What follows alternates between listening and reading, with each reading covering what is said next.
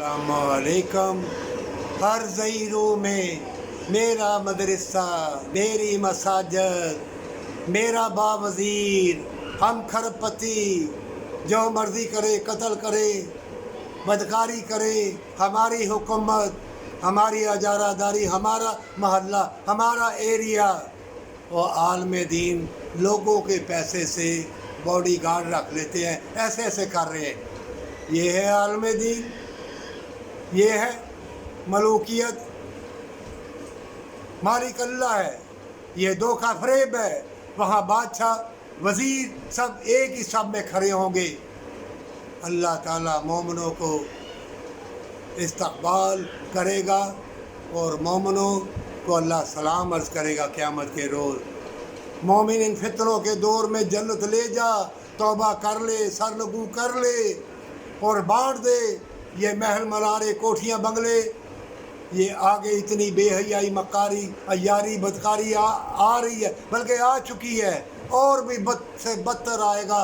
ہاں، ایک جماعت ہوگی پوری دنیا میں، جیسے افغانستان میں اسلامی نظام اللہ کرے آ جائے، لیکن بہت مشکل ہے، محال ہوگا اللہ کی طرف خلق خدائی کو لے جانا.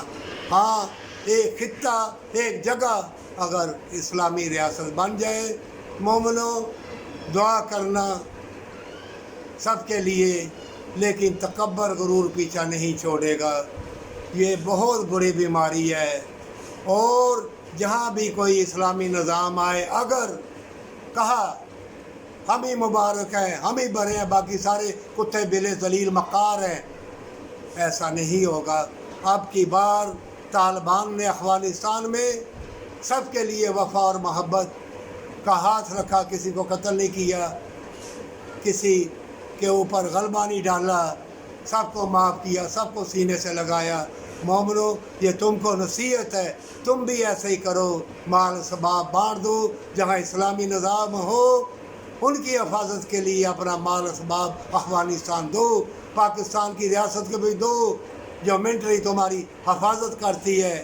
منٹری کیسا ادارہ ہے، چاہے کھرپتی ہو، غم نہ کرنا، شہادت وہی دیں گے، وہی دین اسلام کے لیے اور وہی تمہاری حفاظت کے لیے جان دیتے ہیں، ہمیشہ کی زندگی، ہمیشہ کی جنت کے لیے، پر سچی توبہ کے ساتھ.